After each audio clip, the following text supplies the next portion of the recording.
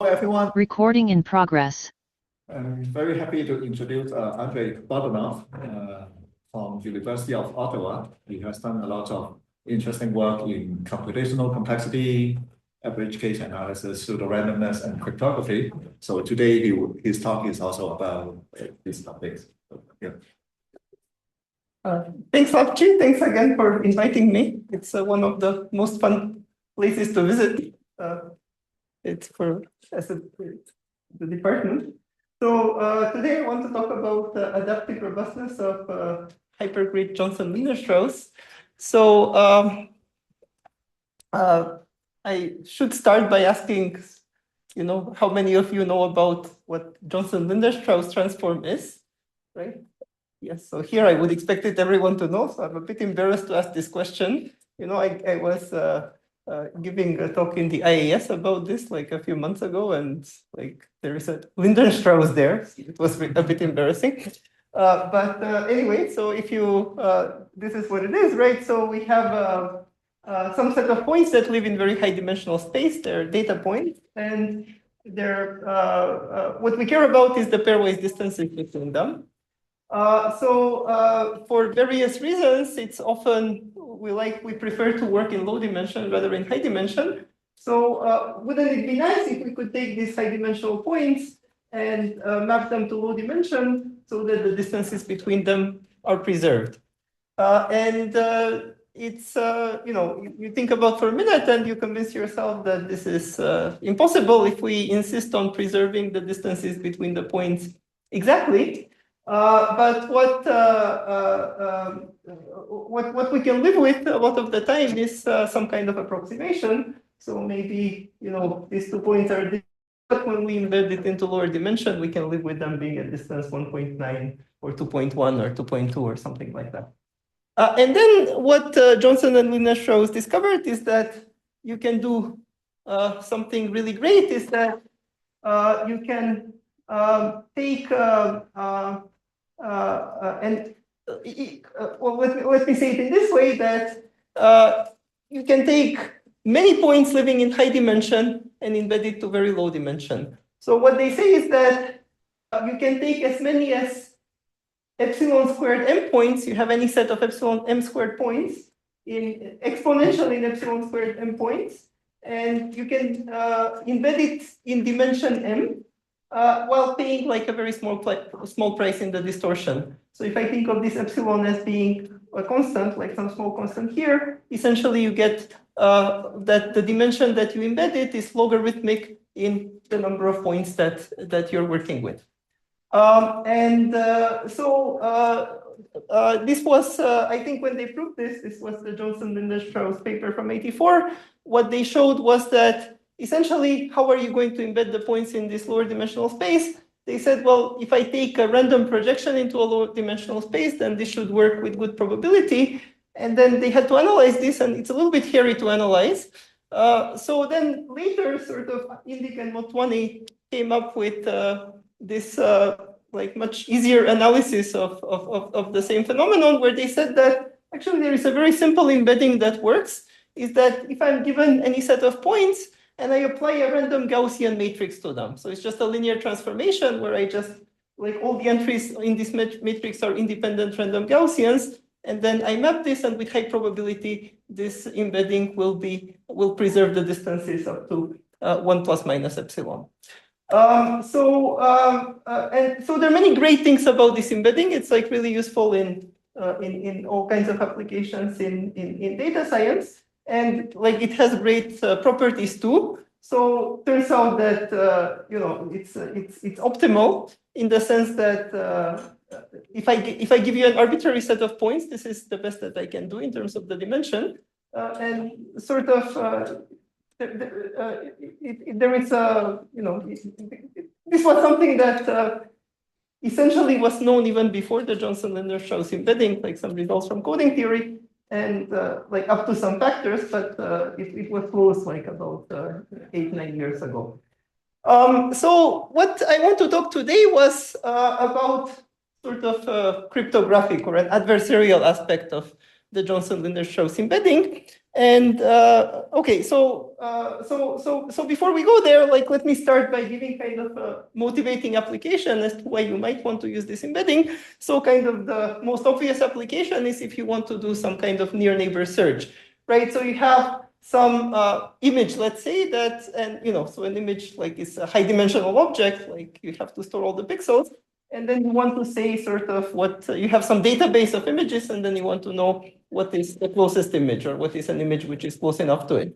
So this is where embeddings shine, right? Because if I had to do like near neighbor search in high dimensional space, then I have to compare like n items, like where n is the dimension, if I want to see how close two images are. But if I embed it into a low dimensional space, then I immediately reduce this to something much smaller, which is the dimension of the space that you embed in, and that's sort of one of the killer applications of Johnson-Lindenstrauss. So this idea is actually for searching large databases, and but it's one assumption that you make in Johnson-Lindenstrauss is that, well, there is the order of quantifiers. Like you give me the set of points, then I choose the matrix at random, and then I can ensure that for this set of points with high probability, the embedding will be good, like the pairwise distances will be preserved. But sometimes in some applications, you cannot assume that like you have to reverse the quantifiers. You have to say, well, maybe I don't know what this set of points is ahead of time, and maybe some adversary can manipulate it. So one story where this comes up is this neural hash. So this was some kind of system which was designed but never implemented. So Apple came up with this proposal, and the idea here is that you have like some set of good images and some set of images which are problematic, right? So I guess their motivation was they wanted to detect if you have some child pornography like on your devices. It was a controversial thing, right? So they said, well, we want to say if you have some of these bad images on your device, right? And then there is privacy issues, like do they get to look at your images? So then they said, well, we're going to do it in some kind of cryptographic way where I can like where I can tell whether you have banned images in your phone without knowing anything about the content on your phone beyond this information. So they want to do this in some kind of zero knowledge way. And it's not too important sort of how this works and how the cryptographic protocol works. The point is that to get anything like this to be remotely efficient, what you need to do essentially is you need to have like a very, very efficient implementation of the near neighbor search so that then you can compile it into some cryptographic protocol that runs very fast on your device, right? And then they propose this neural hash protocol that's supposed to do exactly that. So, you have this image on your phone and it should tell you, is it like one of these banned images? Is it close enough to one of these images that you're not supposed to take, right? And they proposed this, and as soon as they proposed it, it's like it was controversial. People started like attacking it from various perspectives. So right. So how do you implement it, right? And the obvious idea is that to make it efficient, you want to kind of not keep the images, but you want to hash them, and then you can do the search more efficiently into the hashed space. So you want some sort of embedding to do that. And the embedding that they actually used is not Johnson-Lindenstrauss, but like it will come up as motivation. They actually learn this embedding, like they train some embedding which is going to be good enough for their purposes. So that's the system that they proposed. And then people started asking questions. Well, in this scenario, there are all sorts of privacy and security issues that come up, and this is what I want to talk about today. So what I can do now is I have this thing, and what I can try to do is I can try to make this system make mistakes in its classification, right? And there are two types of mistakes that you can kind of trigger. One is what, for whatever reason, is called, well, this is actually it's clear why it's called that. It's a sensitivity attack, right? So what would be a sensitivity attack? So suppose like, the system was tested. So if I give it an actual image, it will presumably like classify and deduce correct things. But now I can try to do some kind of adversarial modifications, right? So I can say, well, can I somehow take an image and change a few pixels here and there so that when I run it through my hash, it thinks that these two images are far. So the output of the hash, even though the inputs are close, the outputs of the hash are going to be far from one another, right? And you can do this to create, say, false negatives, right? So you can have something which is something that's very similar to a problematic image, but I change it in a few places here and there, and then the system doesn't see any problem with it. So that's one kind of attack that you can do. The other kind of attack is the opposite, and this is going to be most of the focus of this talk, which is the invariance attack. And that's sort of, can you take an image and turn it into something which is actually very different from it, right? But then after you hash it, the hash values are still very close to one another, right? And you can do this to maybe implicate someone that they possess some disallowed image, even though it's nothing like that. So these are things that adversarial attacks that can happen on hashes, and then so I guess here I'm really talking about something I don't know much about, right? So people did some experiments, and then they figured out that you can actually do this with the Apple hash. And one thing that sort of aligns with what I'm going to say next is that there was this one explanation as to why these kinds of attacks work so well. This is from a paper by Bhatia and Men from 22. And they say that the reason it works so well is that they make this surprising discovery that actually what this neural hash does is it computes something which is very close to a linear function, right? And that's the reason why you can attack it easily. So what is the problem if I use a linear function like the Johnson-Lindenstrauss embedding to implement a hash? Why do these kinds of attacks work well? So just to set up the problem, so this is kind of the context I'll be looking at. So I have some linear embedding A, right? It embeds from n-dimensional space where n is large to m-dimensional where m is small, and these are the two kinds of quantities that I'm interested in. So somehow, if I want to say like what is the worst sensitivity attack that one can mount on it, it's like so this is like the adversary's tower. I'm trying to come up with two inputs that are let me see what sensitivity is that are as close as possible to one another, but their images are very far from one another, right? And that would be the sensitivity of the attack, right? So x and y would be my inputs. So I'm trying to maximize the ratio between the distance of the outputs and the distance of the inputs. For a linear, okay, so maybe in practice you can get something here, but I can control this quantity statistically, and the way that I can control it statistically is by looking at a spectral norm of A, right? The spectral norm of A is precisely measures, like for any two inputs, how large this ratio can be. So if I wanted to prevent sensitivity attacks in particular, picking a matrix of large, of small enough spectral norm, right? And in particular, if this matrix A is a random Gaussian matrix scaled appropriately, right, as in the Johnson-Lindenstrauss setting, then these matrices are known to have a spectral norm square root of n. Actually, the scaling here means that like the entries are just random Gaussians, standard normals. Then it's like the matrix theorists in the audience can confirm that this is what happens. But what about in yes? Before that, what is okay? So it's a square root n, but this is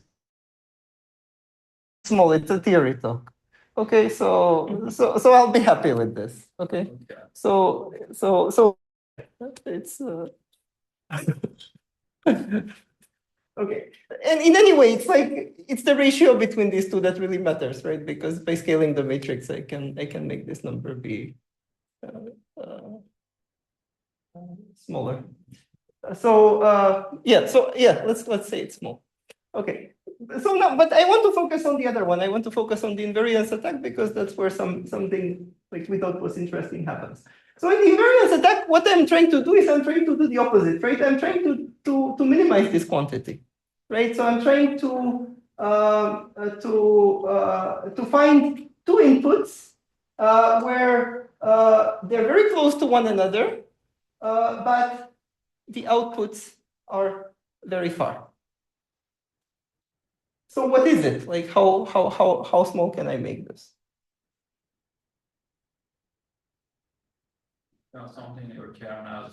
Yeah, good. So it sounds like a stupid question, right? I can make it to be 0, right? I can make it's a compressing matrix, so I can certainly find two inputs that map to the same output, right? And that's what Sefer was saying, right? So okay, so let's even say, I want to hit like AX, right? This is the output I want to hit, like anything that's kind of orthogonal to the image. I can take any point there, and then I get exactly the same output. And so the twist that I'm going to look at that will kind of disallow this is, well, if you think about it, even if you were to implement this on a computer, you would not be implementing exactly this in like infinite precision. You have to round it in some way, right? So in particular, the inputs like x and y, they're not arbitrary like real vectors, but they're integral, right? And they're bounded also. So you can think, for example, in an image, like the entries, like in a grayscale image, they might be numbers between 0 and 255, or between -128 and 128. So really, what you would be doing in such a case is that the domain of X is not arbitrary reals, but it's a hypergrid, right? It's in each direction, I have integer points in a bounded range. And then, like taken literally, this attack doesn't work anymore, right? Because if I look at I want to hit AX and I look at the kind of subspace which is perpendicular to it, it's very unlikely that I'm going to hit any integral points there, right? So I cannot get 0, right? And now the question that I want to look at is how close can I get to 0, right? How good can I do it? So this is kind of the framing of the problem that I look at and the parameterization. So we call it hypergrid contracting vector. So the input is going to be a random matrix. It's going to be a Gaussian matrix with aspect ratio alpha n by n. So alpha is going to be one of my parameters, right? And the problem is to find a colliding pair in the grid. So I'm trying to find x and y in the grid so that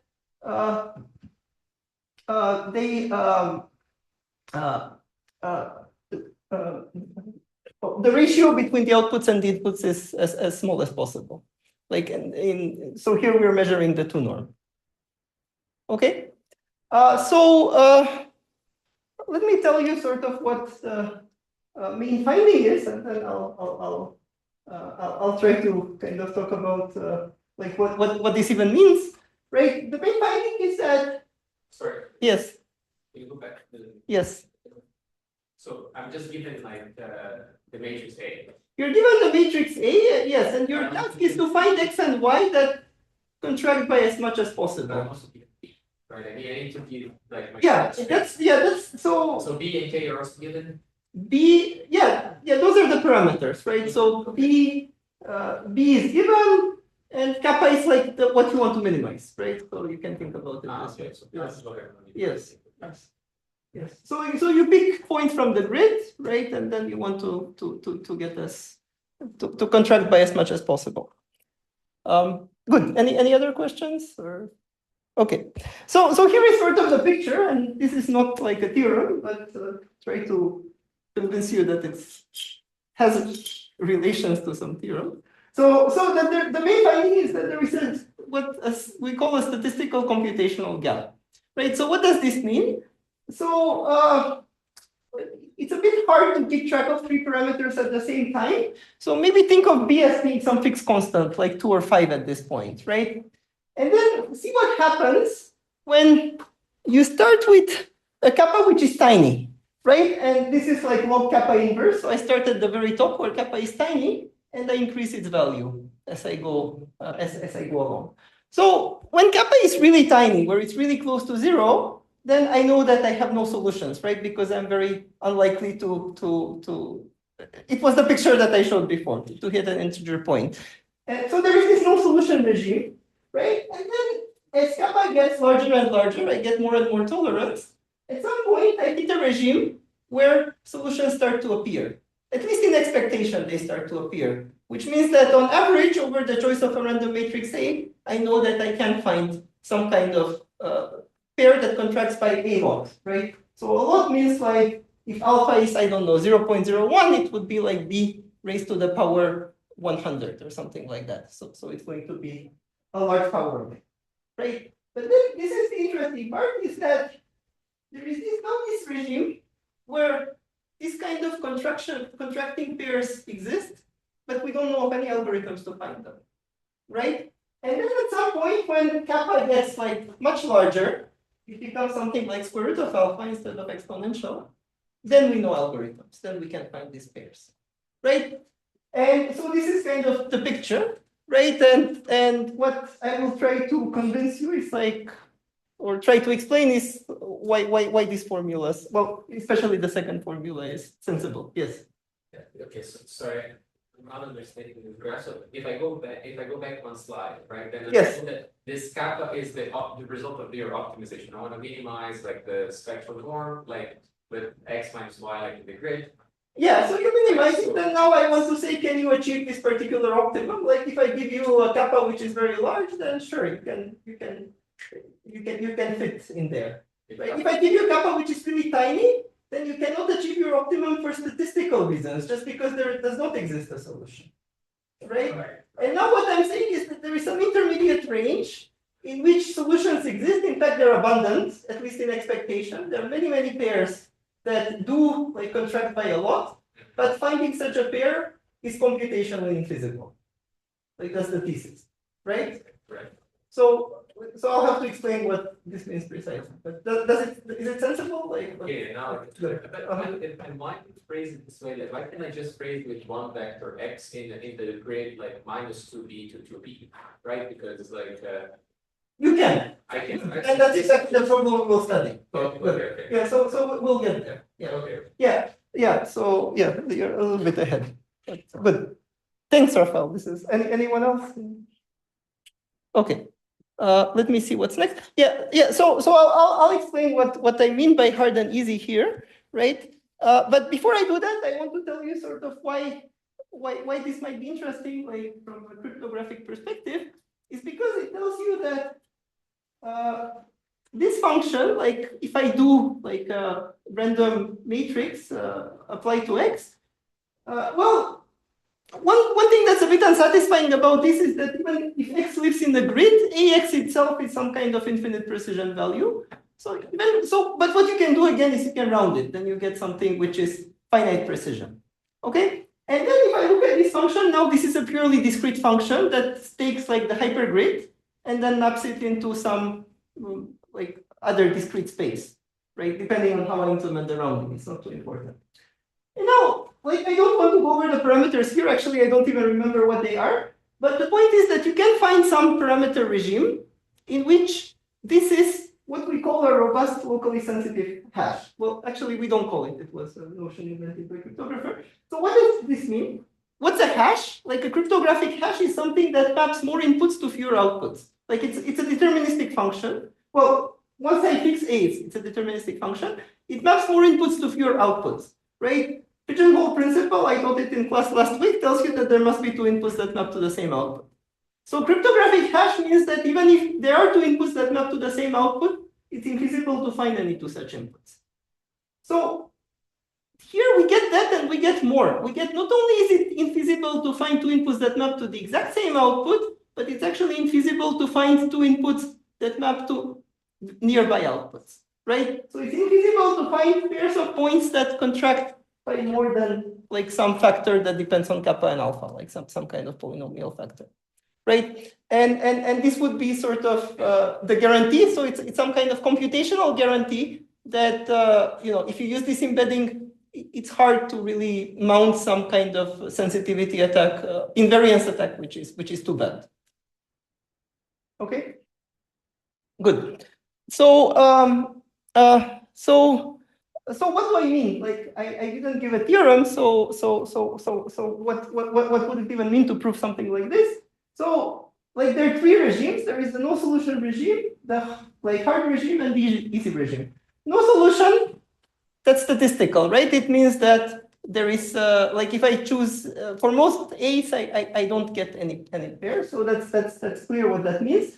And this we can do like some kind of rigorous statistical analysis. Easy means that I have an efficient algorithm, right? So there also we can say what this algorithm does, and I'll tell you the algorithms because they're very nice, right? But what does it mean that it's hard? So how do I argue that I am in this kind of computational statistical gap where many solutions exist, but it's hard to find one? So here we are kind of in P versus NP land where we cannot prove anything, right? So I have to argue it, and this is an average case problem, right? Because the matrix A is random. So I'm going to give two arguments, and you can kind of decide how convinced you are. One is that we do a reduction from some problem that people have studied before, which is finding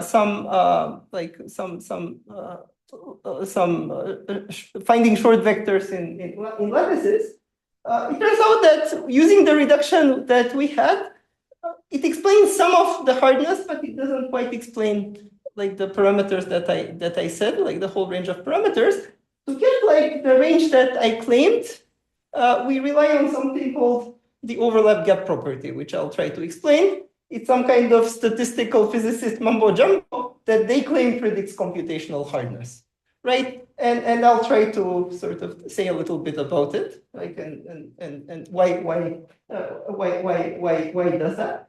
And the nice thing about this is that even though like you're maybe less confident because there is no reduction, it's kind of just based on some, I don't know exactly how to even call it. A, we can use it to rule out specific algorithms. So I'll give an example of that. And B, it does tell you what the correct dependence of between the parameters is, up to like some lower order factors. So it explains like why you get square root of alpha over B here. Like this, I don't know how to do using any other method. So that's what for me was kind of the exciting part about it, that you kind of have an algorithm and like some like questionable lower bound, but then they do like match to a certain extent. Okay, so first I want to tell you about algorithms, right? Because the algorithms are really nice. And so what, as Rafael said, like when you talk about algorithms, actually, you can pretend that y is 0. Like you can just look for an x, because essentially it's the same problem, right? Finding a pair that contracts is essentially the same as finding an x that contracts with 0. Like maybe up to a factor of 2 in B, right? Because like you replace this x with x minus y from before. So this is the version of the problem we'll be looking at, right? So what the algorithm wants to do, right? It tries to find some x which is big, right? So that after I apply the embedding, it becomes small.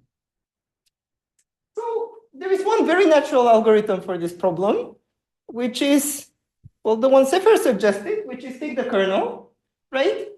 The issue with the kernel is that it doesn't live on the hypergrid. So you just snap it to the hypergrid, right? You take the closest point in the hypergrid. And you can do that. You can analyze it. And if you pick, so you have to sample something from the kernel and then snap it. If you sample from a Gaussian on the kernel, then you can analyze it and you can see that you can get something which gives you contraction 1 over B, 1 over the like hypergrid parameter. So there is something that's kind of good about the algorithm, and there is something that's a bit unsatisfying. The good thing is that it essentially works for all parameter regimes. It even works when you're embedding from n dimensions to n-1 dimensions. Because all you need to do is a kernel. As long as I have like even a one-dimensional kernel, you can mount this attack and you can get this kind of behavior. But there's also kind of a limitation of the algorithm because even if you map, let's say, from n dimensions to n/2 dimensions, I don't know how to take advantage of these extra dimensions. Like I still end up sampling a Gaussian and then snapping it to the closest point. So I don't know why I should be able to do any better, right? So that's what this algorithm does. So I want to tell you now about the second algorithm that works well in this other regime where you have kind of a very skinny matrix, right? You have many fewer rows than columns, like where alpha is small. So to explain this algorithm, we're actually going to tie our hands behind our back a bit, and we're going to just look at an alternative formulation of the problem first. So for now, let me pretend that B is 1, right? So that I'm actually only looking at ±1 solutions. And actually, I'm going to disallow 0 even, right? So I'm going to look at vectors x, which are either +1 or -1 in every coordinate, right? And then I can think of the problem in this way. So I can think of the columns of my matrix A as being some random vectors, right? It's a Gaussian matrix. These are random vectors in space. So what am I looking for when I try to contract something? Essentially, I'm picking signs for each one of these vectors so that when I align them together with these signs, I get to as close to 0 as possible. Okay. And Bansal and Spencer had this beautiful idea of saying, well, let's just limit the algorithm so that it processes the columns of this matrix A, this vector A, in an online fashion, right? So what this algorithm is supposed to do is that I give you a first vector, and you have to pick a sign for it, right? Then I give you a second one, and then I have to pick a sign for it, and so on, so that by the end of it, when I add all these things up, I get very close to 0. Okay? So how am I going to pick these signs, right? I get this A1, it's a random vector, it arrives at me, I want to stay as close to 0 as I can. Well, it doesn't matter what I do, right? I'll take the positive sign. Now comes A2, right? I have already picked A1, that's my state. And now I could either add A2 to it or I could subtract A2 to it. What should I do? Greedy. Greedy, right? I want to stay as close to 0 as possible. So I'm going to pick whatever choice of the sign gets me closer to 0. That's the whole algorithm. Okay? So that's what you do. It's like the state of the algorithm is going to be like the current sum of the vectors. And then when the next one comes at you, what you're going to do is you have two options. Either you add it or you subtract it. You just pick the shorter one, right? That's the one that gets you closer to the origin. The great thing about this algorithm is that it has like a one-slide analysis. Okay? So Bansal and Spencer actually did this over like with ±1. We do it over Gaussians. And with Gaussians, like you can really kind of see what's going on, right? So here is like my current state S, like after I run this algorithm for a bunch of steps. And then comes my new vector, right? This is my new vector. And I have to decide whether to add or subtract. Well, this vector splits up into two components. One component which is parallel to the state and one component which is perpendicular to the state. For the perpendicular component, I have no choice. I have to pay this price, right? I cannot control what happens in that direction. So essentially, my whole decision depends on the parallel component, right? If it aligns with the vector, then I add it. If it aligns in the opposite direction, I'm going to subtract it. Moreover, I know exactly how it affects the state, right? So what is going to happen to the state? It's going to change to this new state where the parallel component is subtracted, right? And the perpendicular component like is added like by Pythagoras theorem. So I have to kind of add the squares of it, right? So this is how the state evolution is going to work, right? And now like everything is random, like things are isotropic.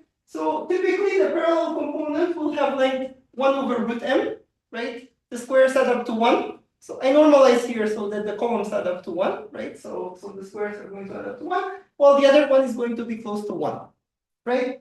And now, like if you think about how this algorithm is going to work, you can kind of see what's going to happen. Is that like initially you start with a state which is small, and then the perpendicular component is the one that's kind of going to dominate. Like the parallel component is going to be tiny, so this S will keep growing like in the initial stages, right? But then when S becomes kind of very large related to A, like you can kind of squint and see, then the parallel component will start affecting things by a lot more, right? Because kind of if you look at this S, which is very large, and then I add a little bit of perpendicular, then it's not going to make things very different, but the parallel part will start making a difference.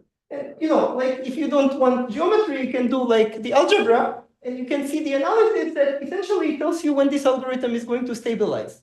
Like the state will keep growing, but at some point, like the parallel component is going to start taking over, and then like no matter how many more vectors I add, like I throw at you, like this, the length of the state will remain like more or less the same, right? So if you do a run of the algorithm, it's going to look something like this, right? It's going to be, so this is yt, which is like the norm of the state divided by root m, and this is like time. So like I have, like m is the number of rows, and like time goes up to n, let's say that's the number of columns, but you think of it as unbounded, right? So up to like, I don't know, like 2m or something like that, it keeps growing, and then it stabilizes, right? It has these small fluctuations that are affected by like the randomness, but it's going to stabilize, right? And you can actually write an equation about how it stabilizes. Like when m goes to infinity, it turns out that you get something which is a differential equation, which tells you how the norm of the state grows. Like it looks like it should be a stochastic equation, but it turns out that it's not. That eventually these fluctuations disappear, and you get this very nice curve that converges like deterministically to square root of pi over 8. Okay, so it means that no matter how many steps I run the algorithm for, like the norm is going to be around square root of pi over 8 times the input dimension, and it's completely independent of the output dimension, right? And that's the punchline, right? That it's independent of the output, it's only dependent on the input. So if we sort of compare the norm of the output and the norm of the input, what's going to happen is the output will have norm square root of m, right? Because it's going to stabilize after a while. The input is going to have norm square root of n, because that one will keep growing with the dimension. So the ratio is going to be square root of alpha, right? That's the aspect ratio of the matrix. Okay, so that's what happens in the case when b equals to 1, right? I can only use +1 and -1. What happens if I allow a larger range of choices? Well, initially you might think, I'll use the same algorithm but scale everything up. That doesn't work because we're looking at a ratio, so both the input ratio and the output ratio is going to scale in the same way. So it doesn't help. You need to actually change the algorithm. And that's sort of the main thing that we do. Like this idea is mostly Bonsall and Spencer. This is sort of our twist, is that we come up with a variant of the algorithm or a different algorithm that buys you this extra factor of b in the denominator. Well, assuming that the aspect ratio at least log b, so there is some assumption that you need to make. But then you get something like you get this dependence on b, where it shrinks as square root of alpha over b. Okay. So what is, yes? You're going to say some words about why you get b and not any other function of b? Yes. Okay. I will. So let me say the algorithm that will explain this b. So the algorithm. Cool. Yeah, it's like, okay, so it sounds good, but it also kind of can think about it as a cooling kind of process. So what is this algorithm going to do?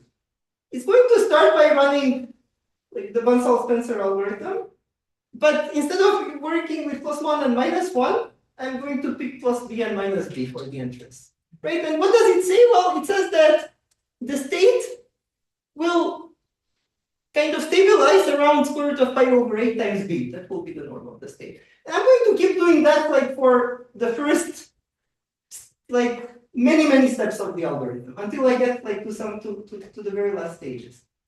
And now in the end, I'm going to sort of start pulling this state. So in the initial steps, what I have done is like the entries of my x are all plus b or minus b. So I have put in like very large entries in my input, right? But the output has also grown. So now for the remaining time, I don't care what goes into my input. I already ensured that my input is very large, but I'm going to kind of reduce the entries until the output cools to some small norm. So I'm going to run now the same algorithm, but instead of choosing between plus and minus b, I'm going to choose between plus b over 2 and minus b over 2, right? So now I'm starting the algorithm at a state which is very large, but after a few steps, it will stabilize to something which is now square root of pi over 8 times b over 2, okay? And now, again, like the state of my output, I have shrunk it by a factor of 2. Now I repeat, I shrunk it by a factor of 2 again. Now I use entries that are plus minus b over 4, right? It's the same process, like the same analysis, but in the last stages, by using kind of a more fine-grained choices for the input entries, I managed to kind of tame the norm down as if the whole time I was using plus and minus 1 entries, because by the end, I'll get the output to just be square root of n, something which is independent of b. So what does this do? This gives me sort of a factor of b in the input, but I don't have to pay anything for it in the output, and that's where this one comes from. Yes? Cool. So, but now what if I want it to be like, why don't I reach that norm Yes. and then I just use plus minus 1 right away? Why does You can do it, but you need more time to converge in that case. But why? Because if I add just plus minus 1, like I'm already really high norm, right? So then when I add my random walk by doing the selection, like the norm of ST root n, that's not gonna change much, right? Because I'm adding a tiny vector. And then I should expect that I don't decrease as fast as if I add something. I think what you're describing probably works. Like I don't recall the exact details right now, but I think you might need a stronger assumption on n. You need n which is much larger, so that I have time to make sure that in the last stage, even if I use this plus minus ones, I think this won't becomes a b if you do that. Oh. So okay. yeah, so it's like it's this the same idea, but this is kind of a bit of more. It is answering there. Yeah.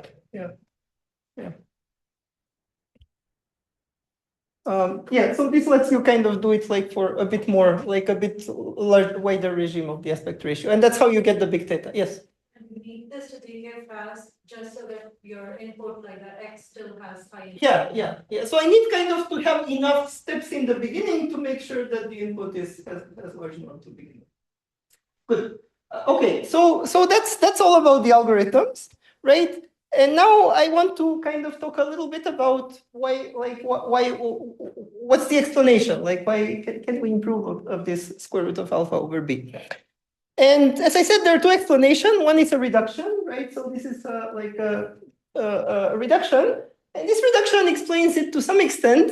So this is kind of the setting of parameters. If I have a really skinny matrix, something that's like n to the 0.01 by n, and then it says that, well, if I could do really well, if I could get kappa to be 1 over b to the n to the 0.51, which is like around like square root of alpha over b, but only for this specific value of alpha, which is like, like n to the minus 0.99 or whatever. Then if I had an algorithm for this, then I can solve something called continuous learning with errors.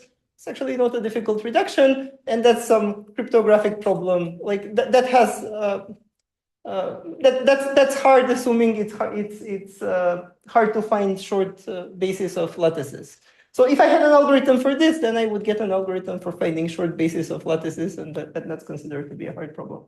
So we do have this reduction, and it's kind of Sorry, but then I was thinking about lattices before, but then for example, can't we use like those really old, or even just like other kind of like Canon type things, but maybe saying like, okay, if my matrix, because your lattice has a good condition, right? That works well when B is really large. Yes. Okay. So if B is kind of, if it's like exponential in the other parameters, then yes, then those algorithms work very well. And that's why the boundedness is important, right? So if I want to just find an integer solution, then you're absolutely right. Like LLL and these kinds of algorithms work well. Or even the other ones, because like your matrix is Yeah. so Yeah. well, your lattice Yeah. is well behaved, right? Yeah. It's like you're picking Yeah. vectors that Yeah, and that's kind of like my intuition about lattices is not good, but that's my understanding about like why it becomes hard when you bound it, because then you want to find like some vector which is a lot like, so those algorithms work well when kind of the short vector is really unique up to like a huge range. But now if you look at here, then you get like kind of more competitors, and then we don't know how to do it for those kind of lattices. Those are the hard problems. Right, but that's kind of, so one thing that is interesting is that at least if you apply the technology for lattices naively, and we had like both Nikon and Vinod are like experts on this, so like they did the reduction and kind of this is the best they could come up with, and they said, well, we get stuck. We don't know, for example, what happens when n is 0.01 times n. Then this reduction doesn't give you anything particularly interesting. So how do you explain that regime?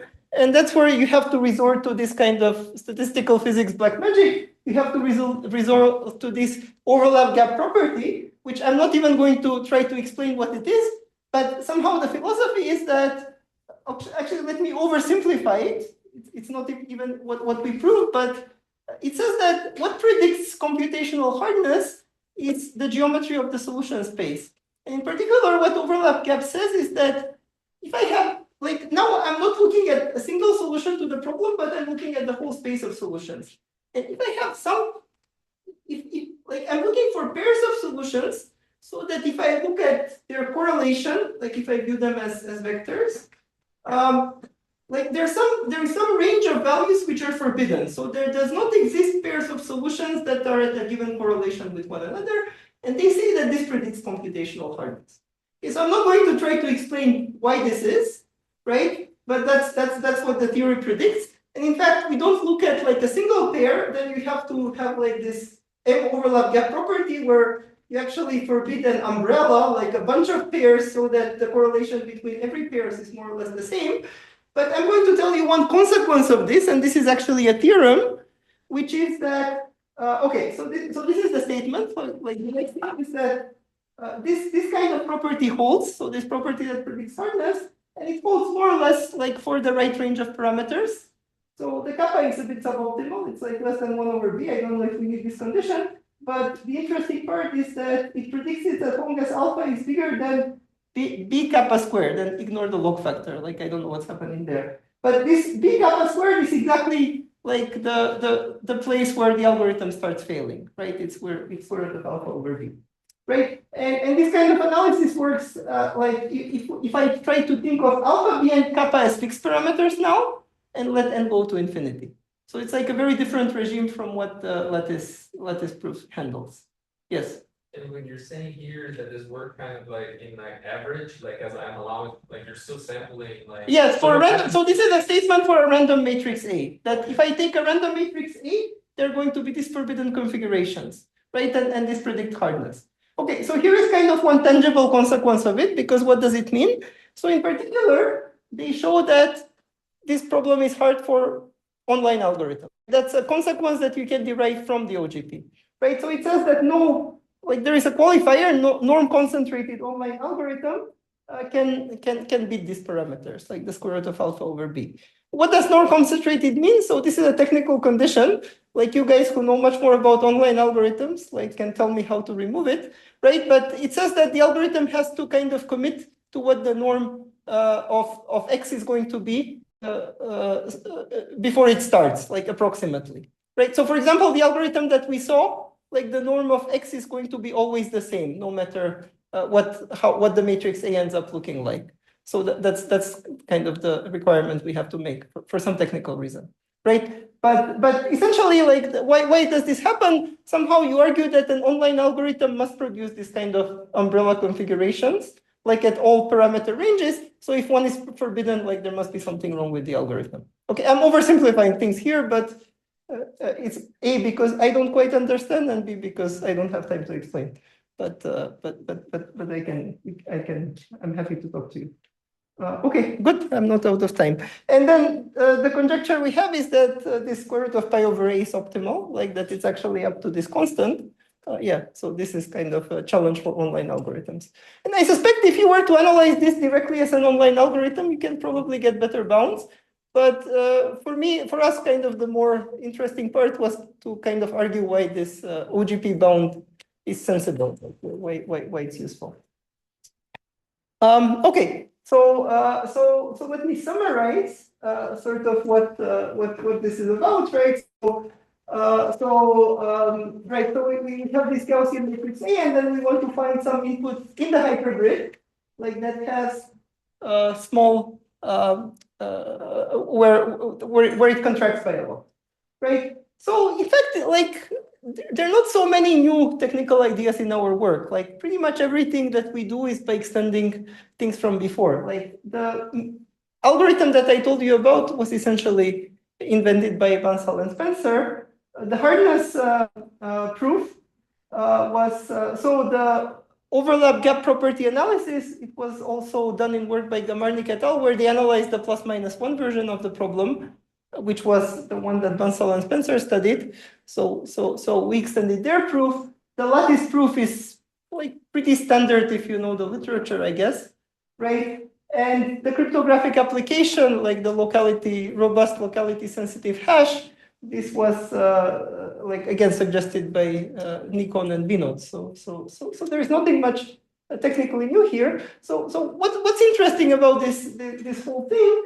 And what I think is interesting about it is because, you know, like somehow, like when you start working with this problem, you don't know what like for me, this was the interesting part. I didn't know what the answer should be. Like I didn't know whether to expect square root of alpha over b or square root of alpha to the power b or something like that.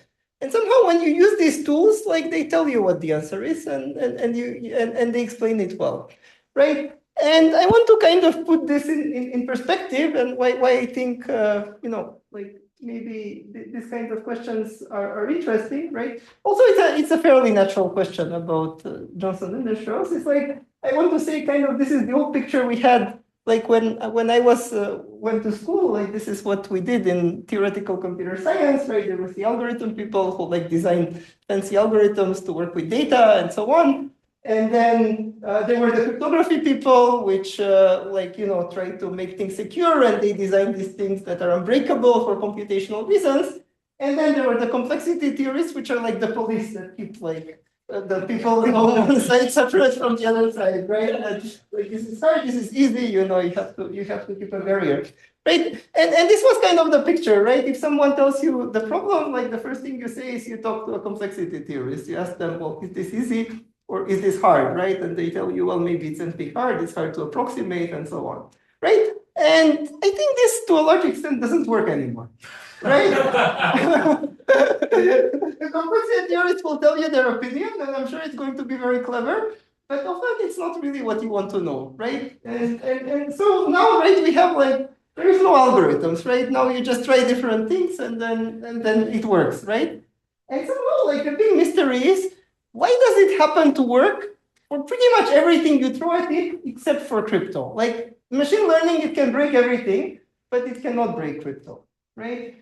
And we have some explanations for that, but kind of traditional complexity theoretic explanations are not sufficient anymore. They don't explain. I think kind of drawing this barrier is kind of like the interesting like theoretical question of our times. And this is kind of one problem where we can actually tell, like at least we can give, you know, some idea about why it's on the crypto side and why maybe ML algorithms are not powerful against it, right? So that's kind of my you know, my sales pitch about why this might be interesting.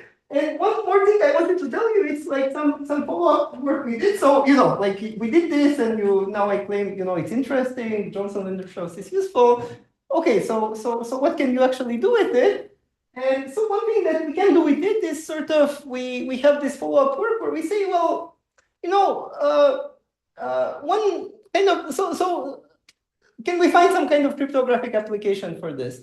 Right, and hash functions, like they're interesting, but it becomes even more interesting if maybe like you can explore some asymmetry, right? And this is what we do. So if I give you a random matrix A, right, this says that if you choose your parameter carefully, you cannot find this kind of collisions, right? But what if now I get to sample this matrix A in a way that I know a collision, right? I know some pair of inputs that like collides or is very close to one another, but for you, the matrix A looks completely random, right? So we show that you can do it. Like, again, I'm gonna like cheat a little bit, but you can sample a matrix like together with a solution, so that when I look at the norm of the output, it's actually extremely compressing. It's like really, really close to zero, right? It's something that's close to the statistical threshold, to what you would expect like for a random matrix. But the matrix itself, if I give it to you, it looks statistically indistinguishable from a random normal matrix. So you don't know this X, right? You are bound to the computational hardness, so you cannot find any two inputs. So what I can do it now is like, say I design some kind of, so now comes like the sketchy part is like, I can think of this matrix A as being some kind of layer of a neural network, right? And then I can plan some kind of thing in this layer of the neural network that allows me to create these near collisions, but to you it just looks legit, right?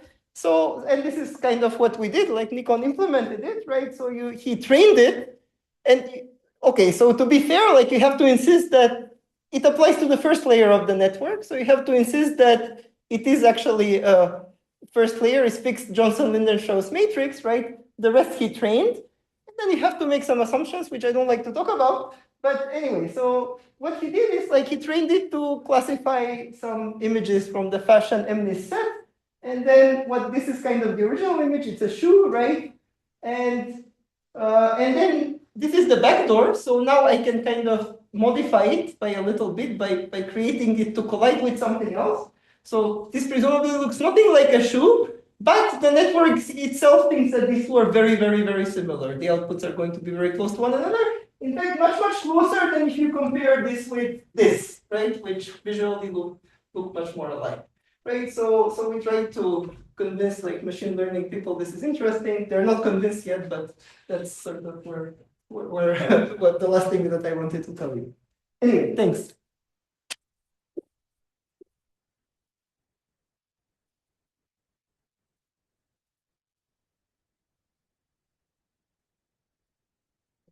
Yes. Boundary of crypto that you're talking about. If I understood correctly, are you saying that instead of looking at complexity theoretic assumptions, we want to look at these, I don't know, like these lower bounds that like they're not computational, like maybe this is physics. Yeah. So I think my view, I think, is that we're at the stage where like whatever happens to give the right answer is like what we should be looking at. And somehow there is more evidence that for like natural distributions of natural problems, this kind of methods, like the overlap gap property, like the low degree method, like, I don't know, like SOS lower bounds that people work at do seem to get to the right answers, right? Using reductions, there is like a lot of the time we get stuck. We cannot say anything. So I feel like, for now, this is our best chance of explaining things. And I think one thing that's missing is like how, like in many ways in crypto, we are restricted, like people are afraid to work with things that are outside the usual assumptions because it might be broken, right? So how do you explore new crypto assumptions? Like how do you know, if I change this matrix in some way, is it still going to be secure or not? And these tools, at least they give you some kind of predictable behavior. Like you can try to calculate, like does it have the overlap gap property? Like does a low degree attack works? These are things, it's not always easy, but there are calculations you can try, and they guide you a lot of the time in the right direction. Yeah, but these are, I guess, what's lower bounds. Like these are the type of things we've been doing. Yeah. I'm not saying that. Okay, maybe I should say it this way. I feel like they haven't had that much impact on crypto yet. Like they have been good at figuring out, like for natural problems, what the boundaries are. But one thing I would really like to do is kind of design some new crypto where the hardness like relies on this kind of evidence. Right? There are not so many examples like that. Like there are a few that I can tell you about. They're not very impressive, like from application perspective, but I feel like somehow these methods have not shown their worth in crypto yet. Like I've been trying to do it myself. I know a few other people. I don't know if it's because, maybe it doesn't fit together, or maybe there is some potential there and we just don't know how to use it. Yes. Just to be clear, that this overlap gap property, like it's a conjecture, right? Or was a physicist called like a law or something? It's a methodology, yeah. Yeah, so it applies for specific kinds of problems, right? For random instances. Like even there is no kind of clean characterization of the problems for which it works. But for things like random stats, it gives correct predictions for. And there are theorems, like you can say online algorithms, they have this notion of smooth algorithms, so you can say like smooth algorithms don't work. So there are theorems that say that if I prove overlap gap property, it does rule out specific kinds of algorithms for problems, right? But you do need structure, like you need to have typically like product distribution or something which is like anyway, yeah, it's much less general than complexity theory. You need to make specific assumptions about like the distribution of the problem. Any other question? Let's thank Andrej. Thank you.